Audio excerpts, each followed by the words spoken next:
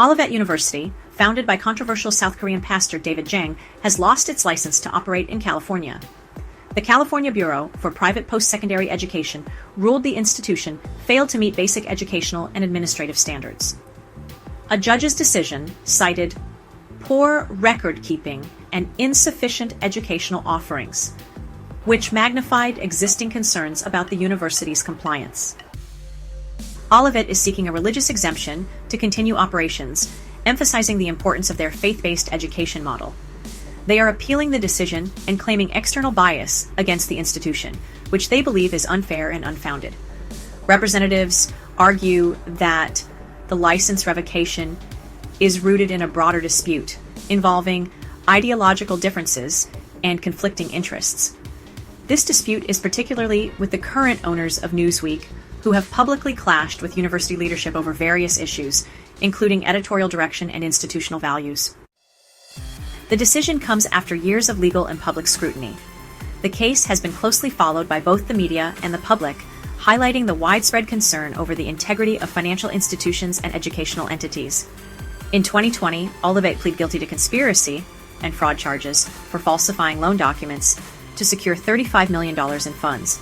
This fraudulent activity not only undermined the trust of investors, but also jeopardized the financial stability of the institution.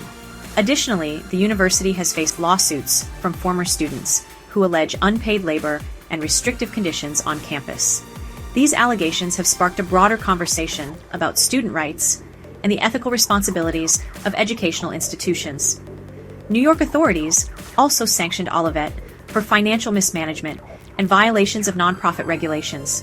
The sanctions include hefty fines and stricter oversight to ensure compliance with state laws, aiming to prevent such incidents in the future.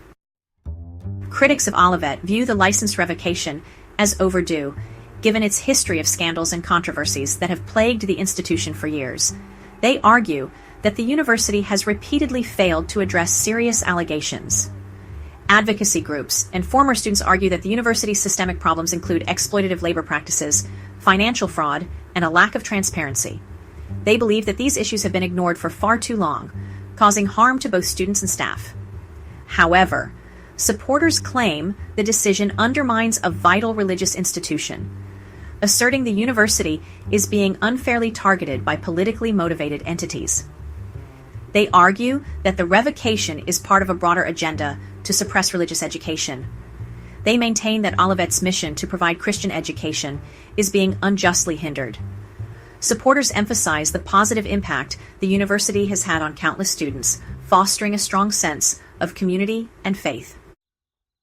The case highlights challenges for religious institutions navigating regulatory scrutiny while maintaining autonomy. It raises questions about balancing accountability and religious freedom, sparking debates within the faith-based education community.